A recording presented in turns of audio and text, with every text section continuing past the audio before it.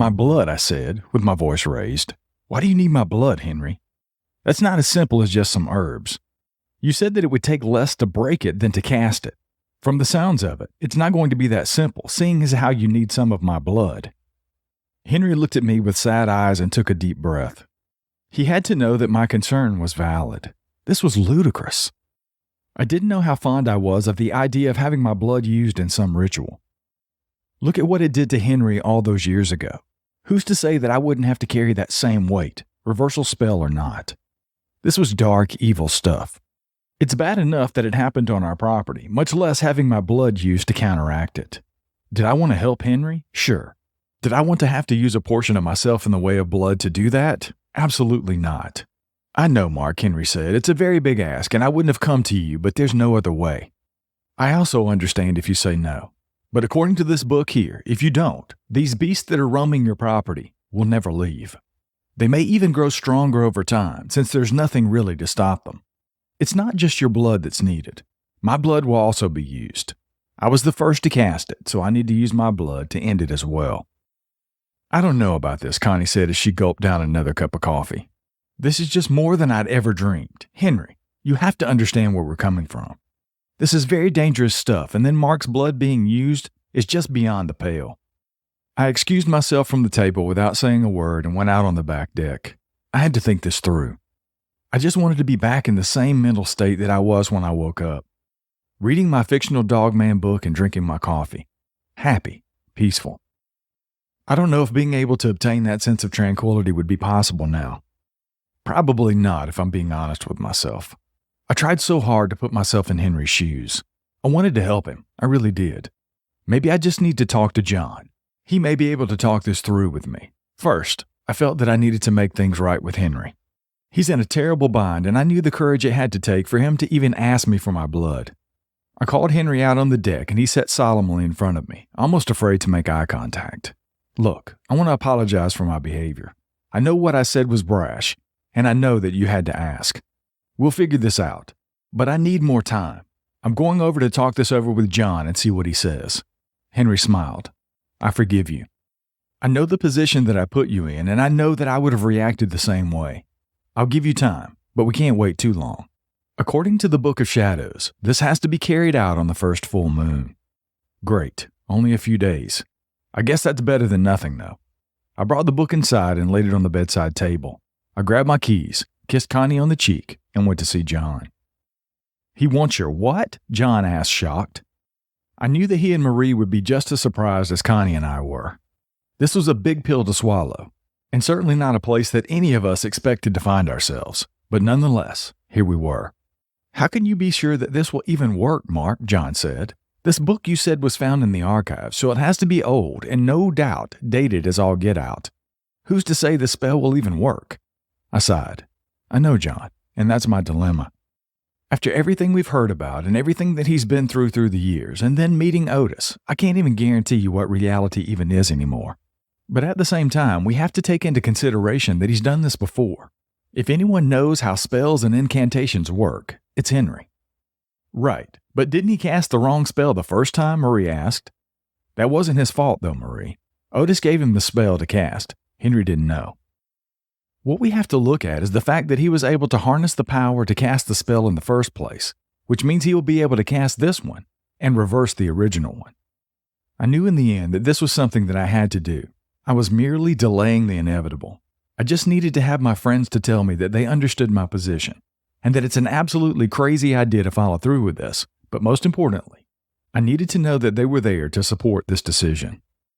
Well, what did Connie say about this whole thing? Marie asked. There's no way that she's comfortable with this. You're right. She's not, I said. I think deep down, though, she knows it's the answer.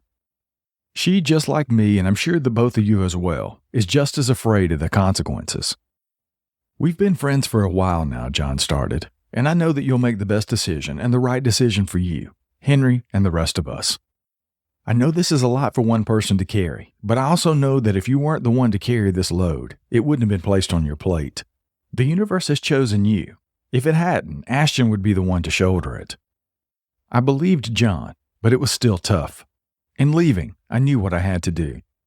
I had known all along. I just needed the confirmation. I went home, still contemplating everything, but knew the answer would lie with Henry and his book. I had Henry grab the book and the notebook and come out on the deck with me. It was time to have the conversation that I was dreading.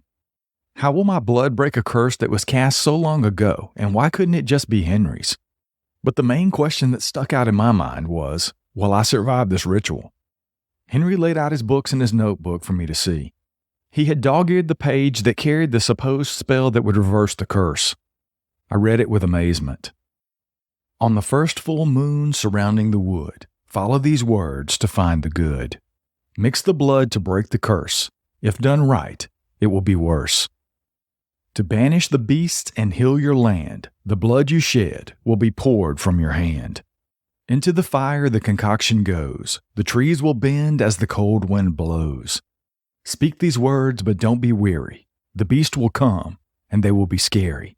The evil you see will be thought to be immortal, but will banish quickly as it enters the portal. Once all goes in, no more can come out. No more to worry, stress, or doubt. No more evil will inhabit your land from this day forward by the blood from your hand. I leaned back in my chair stunned. It was like it was written for this very moment. The words that spilled over the pages of the Book of Shadows was exactly what we needed. But a portal? What the heck was I about to get myself into? Well, it's obvious, Henry, that's what we need to do, but it says here to mix the blood. What are we mixing the blood with? I asked. My blood, Henry said. I was the previous landowner and the one who did the first incantation. You are the current landowner, the one who technically now owns not only the land, but the curse that I cast so many years ago. To make it all go back the way that it should be, the way that it was before, is to, in theory, combine you and I together in this effort to rid the land of these beasts. My mind was spinning. We only have a few days before the full moon, Henry. We need to prepare as much as possible. I knew Connie wouldn't be happy with this whole thing, but the only thing I could do is explain it the best way I could. I was now responsible for not only her well-being, but the lives and well-being of John, Marie, and Henry as well. I knew the only way for me to ensure that they would all be okay was to take part in this whether I wanted to or not. I really had no choice in the matter. As John said, the universe had chosen me. For whatever reason, I was the one that it wanted. I was kind of glad, though. I wouldn't want Ashton dealing with this with his wife and young children. Connie and I sat out on the back deck the next morning, and I told her what we'd planned. I waited for the fallout after I uttered the last words. She sat there with her cup of coffee and glared at me. She knew the consequences. She knew everything. And ultimately, she knew that I was going to go through with this. You know how I feel about this. You also know I don't agree with your decision. But if you're so hell-bent on doing this, you will at least let me get things together. The team of friends that we have all need to be here.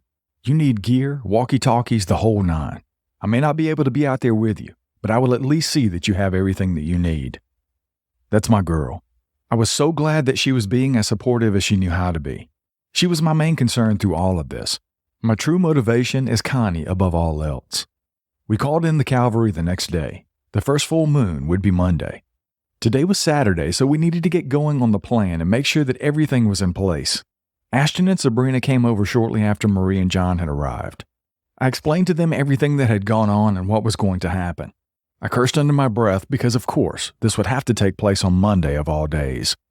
I told John and Ashton to be ready to go in case Henry called them over the walkie. Since there would be 3 cars at the house, I told the girls that if we made the call to Ashton and John, they should drive them out to the wood line, lay on the horns, and turn the bright lights on. I had no idea what to expect, so I wanted to be prepared for everything. Unbeknownst to Connie, I had gotten all of my affairs in order, just in case. That way, she only had to deal with what was necessary. We spent Sunday alone, just her and I.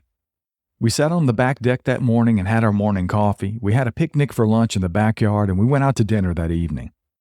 As we sat and talked over dinner, we discussed how nice it would be to finally be able to enjoy our new home to its fullest. Maybe after all this was over, Ashton and Sabrina could even bring their children over to play with the chickens and the pigs. We could even teach them how to milk the cows. All great thoughts that I could take out with me and Henry as we went into the woods the next evening. "So are you ready to do this?" Connie asked as she took her last sip of wine at dinner. I laid my napkin on my plate and took a drink of my iced tea. Am I ready? No. I don't think anybody would be ready for such a daunting task. To be honest, Connie, I'm scared. I really have no idea what's going to happen, but according to this book, there's supposed to be beasts and a portal. It's all up in the air. I know what Henry says, and I know that without doing this, the Dogman will be on our property, limiting us from doing what we plan to do. But without you, well, there's no point in any of this. Don't be a hero, Mark. I need you. I looked into her glistening green eyes that had started to fill with tears. I wouldn't do anything to jeopardize what we had. I didn't know how any of this was going to turn out, but I knew for damn sure I was going to make it back home, for her. The next morning, I woke up early and showered. I fixed a full pot of coffee and sat on the back deck finishing my book. I wish it were this easy for me. Get to a scary part of my story and be able to close the book with no obligation to pick it back up and finish it. I also wished that the dogmen on our property were as tame as the ones in this book. They weren't ravenous and they were easily scared off. I guess that's the difference between fact and fiction. But this was my story, and I couldn't just close the book on it. I had to keep turning the pages as we trudged forward to attempt to banish these hell beasts off of our property. Henry met me outside and sat down with his own steaming hot cup of coffee. Before all this takes place tonight, Mark, I just want to say thank you. Thank you for the hospitality. Thank you for the kindness you've shown, and for helping me be free of this weight that I've carried with me. I don't know where I would be right now if you and Connie hadn't put up those cameras and found me. I guess it was almost fate, really. This was supposed to happen, and I'm glad that out of anyone that I could have been teamed up with for answers to this whole mess, I'm glad it was you. So no matter what happens tonight, I want you to know that you are a true friend indeed. You also have to make sure that you come back home. When this starts to go down, you make sure you're safe, you hear me? He said with his infamous crooked smile. I smiled back at him in return and shook his hand. Deal. You and I will come out on top. We're a good team, and we will knock this out of the park. Henry and I sat out on the back deck and pored over every page of the Book of Shadows together. We had to do this right the first time, or it said it would be made worse. I didn't even want to think about what that would be like. If we did it wrong and that happened, there's no doubt that Connie and I would have to move. Possibly even John and Marie. No one would be safe then. It would be a literal nightmare. It says we have to mix our blood. Do we have anything to put it in, Henry? I don't think Connie would appreciate it if I used Tupperware for this, I chuckled. Henry laughed and shook his head. No, women don't mess around when it comes to that stuff. I have a small glass vial we can use. If you use Connie's Tupperware, the Dogman will be the least of your concern. All right, so on a serious note, I said. So this tells us what to do, but is there something that we're supposed to say in this book as well? Henry closed the book. Don't you worry about that. I know exactly what to say. I just need you to offer your blood as a covenant to the land. Everything else will handle itself. I didn't know what he meant by that, but seeing as how he had done this before and I hadn't, I had to trust what he said. The day was beginning to wind down no matter how much I tried to slow down the time. I'm not normally a procrastinator, but this situation was different. John and Marie and Ashton and Sabrina had come over around 5 that evening. We had an early dinner and got everything ready to go. Connie was quiet most of the evening. As everyone sat in the dining room going over everything, I met her in the kitchen and once again gave her the reassurance she needed that I would come back home. We'll be walking out of there in no time with all this behind us, Connie. I promise, I said. She hugged me tightly and whispered in my ear, You better. We walked back into the dining room and everyone was getting their things together. We got out all the walkie-talkies and went over the plan one more time. Henry and I strapped our bags on and went out into the front yard. Henry thanked everyone for their help and hugged them all. You ready, boss? He asked me. Ready as I'll ever be, I answered. We walked the 2 miles to the wood line. They offered to drive us, but it was a nice evening and our bags weren't that heavy. I really needed the time to clear my head anyway and really take in the whole magnitude of everything.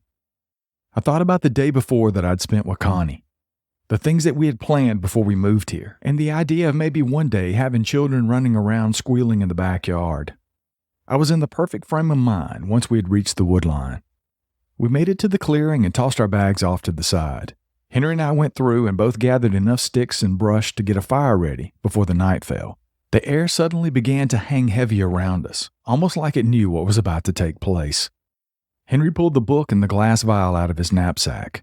He opened the book to the page he had dog-eared, and the wind instantly picked up. We both looked around in bewilderment. I took my knife out of my bag. Well, I I guess this is the next thing we do, right? I asked Henry. He walked over. Yep, we don't need too much, just enough. We just have to make sure that we have enough for them to fully combine. He held out his hand and turned his head. I didn't want to hurt him. This was insane. Okay, Henry, I'll make this quick. I brought the knife up in the air and then back down again, hard and fast. Henry let out a yell, but then quickly grabbed the small vial and held his finger over it. I was glad that he was a good bleeder. I knew that it was my turn next, and I wasn't looking forward to it. I handed over the knife to Henry, and he propped the vial up between two rocks so it wouldn't spill over. He took my hand as I turned my head and waited for the sharp pain. It was over before I knew it. He grabbed the vial and I squeezed the blood from my finger. He placed the small plastic cap back on it, and Henry leaned it back and forth slowly to make sure that the liquids were fully combined. You know this means that we're blood brothers now, right, Mark? He chuckled. I thought back to the times of my childhood when my friends and I would do that. It was the coolest thing back then. Now, however, it was bone-chilling. What do we do now, Henry? I asked as I looked at the vial that he had carefully placed back between the two rocks. Now, all we can do is wait. The sun is just about set, so we just have to wait for the moon. The wind was blowing cooler than normal. I guess it was just about time for fall to start setting in. I was looking forward to those months, but at the same time, Christmas is my favorite holiday. I was trying to think positive amidst the evil and negativity that surrounded both Henry and I as we waited for the moon to show her light. Henry sat silent, looking towards the sky, unbothered by the cold wind. Let's start that fire, Henry, I suggested as I grew colder by the second. Good idea, Mark. Let's get this party started, he said. With the roar of the fire, I felt more comfortable. I was definitely a lot warmer. I looked over at the small vial and noticed that something strange had started to happen. I held it up and yelled for Henry to come see. The two portions of our blood had started to almost shimmer like glitter dancing around inside. It reminded me of the lava lamp that I had as a kid. What in the world is going on, Henry? Is this supposed to happen? He looked just as confused. I can only assume. I mean, the first time I did this spell to make the blood oath, I was told wrong. This may be how it's supposed to have been, and things were just screwed up from the beginning because of Otis. As the blood continued to swirl, the winds picked up.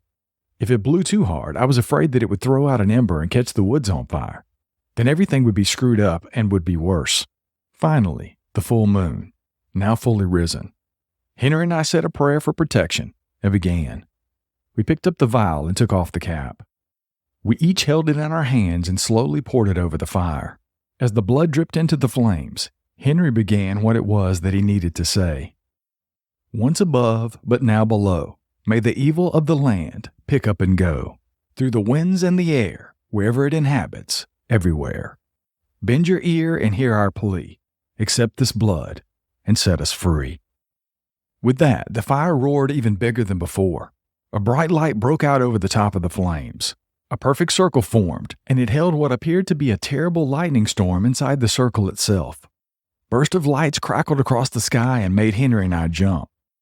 What have I done? I was afraid. My heart was racing. Henry clung to me as we dropped the vial into the flames and heard it explode. Then the winds howled and blew a frigid gust over me and Henry. The sky grew even darker than before, and the moon glowed a bright amber color. Snarls and growls could be heard all around us.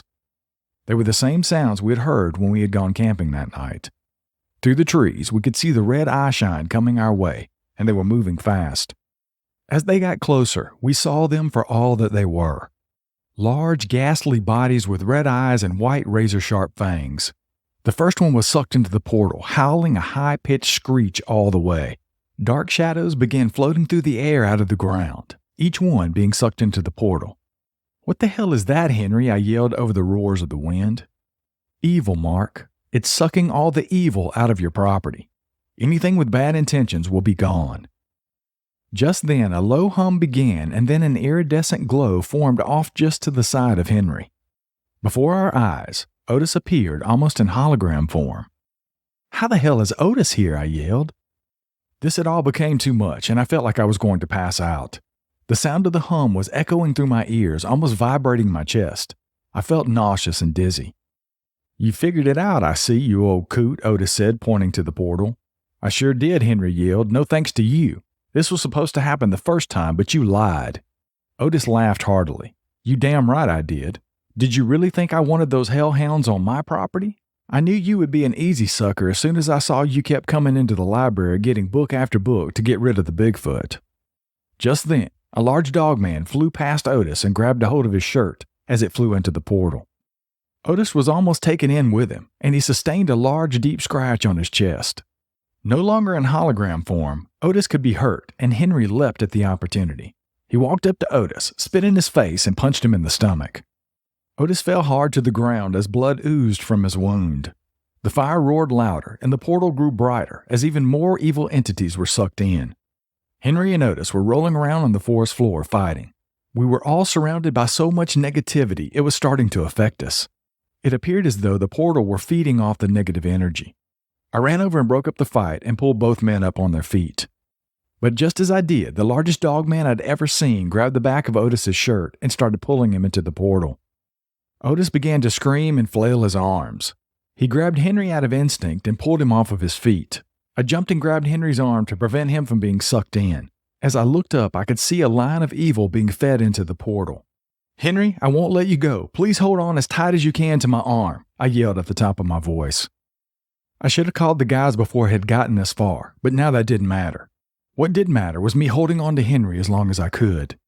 But the heat from the fire was causing my hands to sweat, and I was losing my grip. My hands started sliding down his arms, and I knew that I was losing the battle. "It's okay, Mark. It has to be this way. It's the only way. I read it in the book. I just didn't tell you.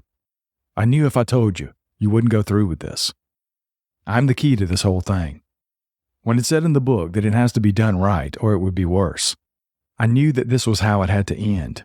It's the only way to fully break the curse and have you and everyone else free from all of this. Henry, I won't let you go. I just won't. We've come too far for it to end this way. Let the beast roam the property. I don't care, but I won't let you go," I yelled. Henry smiled his crooked smile and winked at me as he slipped through my hands and into the portal. I fell to the ground sobbing as the portal closed and the winds calmed. The fire returned to its normal crackle. No more snarls or growls could be heard, and the heaviness that was once felt in the air was gone. I pulled myself up off the ground and got on the walkie-talkie to everybody back home. I was sobbing into the mic that Henry was gone. I felt that it was my fault. I just couldn't hold on to him. John and Connie met me in the wood line and I collapsed into her arms. That was a long night. I will never forget it or what Henry did for us. It took months for me to come out of the fog that I felt. The loss of Henry gave us many things that he would be very proud and happy that we were able to obtain. That winter, Ashton and Sabrina brought their children over for the very first time. It was so nice to sit around a newly built fire pit, watching them make snow angels and build snowmen, free from the fear of anything coming after us. I do wish Henry could be here to see them. I feel in some ways that wherever he is, he can. I think of him often as Connie and I hunt and fish.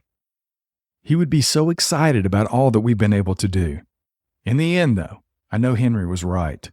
I was mad for a long time, though. Mad at the whole situation, even mad at myself. But I came around to it, realizing that he was right. And that it had to be that way, no matter how much I disagreed with it. That Christmas, Connie gave me the best gift of all. She handed me a small package with a big red bow on it that read, "To Mark, love Henry." When I opened it, I cried. A whistle lay on top of a few layers of tissue paper. I would sit on the back deck when the spring came, and every time I heard a grunt in the woods, I would blow that whistle. I had my own protection whistle now, thanks to Henry. I guess I would have to be the old kook in the woods now. I was fine with that because I had the best teacher to show me how to do it in the right way.